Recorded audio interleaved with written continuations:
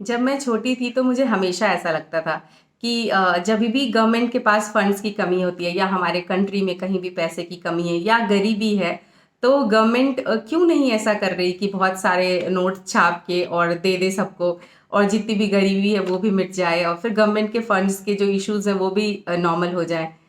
तो raise your hand अगर आप भी इसी कैटेगरी वाले बच्चे में आते थे तो।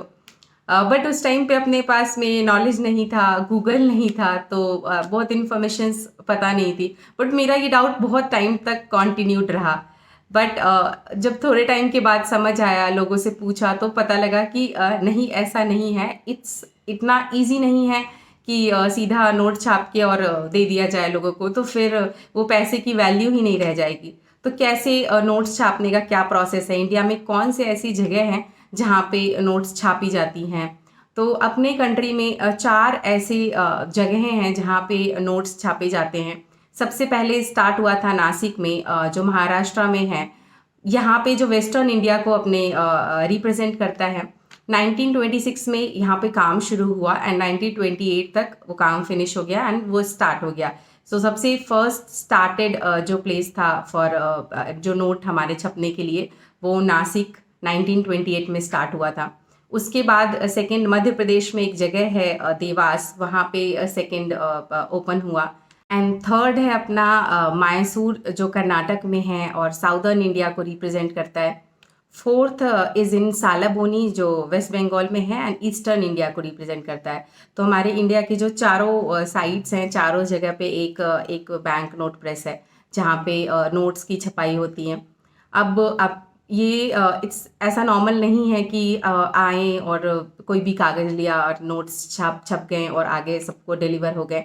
इसके पीछे एक बहुत ही बड़ा मैन फोर्स है जो काम करता है कहीं ना कहीं।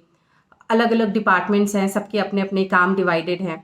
अगर आप सबसे पहले शुरुआत होती है इसके कागज़ से, क्योंकि जो नोट्स हमारे पास होते हैं वो कितनी बार हम उसको फोल्ड करते हैं, कैसे भी रखते हैं, कितनी बार पानी से भी वो ऑलमोस्ट बच जाता है। तो उसकी जो क्वालिटी होती है, नोट्स में कौन सा कागज़ यूज़ किया जाए, क्या कॉम्पोजिशन यूज़ किया जाए ताकि उसकी क्वालिटी ज़्यादा बेहतर से बेहतर हो सके।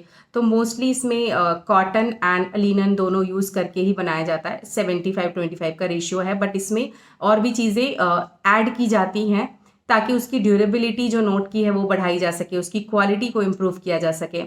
एंड अब एक बार अपने पास में जो हमारे पास नोट का पेज आ गया, दूसरी होती है उस पर कौन सी स्याही, कौन सी इंक यूज़ हो। तो जो सेकेंड प्रोसेस है इंक का, वो उसमें भी बहुत सारे अलग अलग कॉम्पोजिशंस हैं and over the period of time ये कॉम्पोजिशंस चेंज किए जाते हैं ताकि कुछ भी फ्रॉड होने के चांसेस को मिनिमाइज किया जा सके। वो भी हमारा बहुत इम्पोर्ट हम लोग बाहर से करते हैं। जैसे इम्पोर्ट किया, कुछ चीज़ें इधर से आई, अपने पास पेज है, फिर उस पर इंक से वो नोट्स छपते हैं। उसके बाद भी उसमें बहुत प्रोसेस है ताकि मिनिमम से मिनिमम फ्रॉड या फिर मिनिमम से मिनिमम कुछ भी इश्यूज हो सके, उसमें अलग अलग चीज़ें लगाई जाती हैं।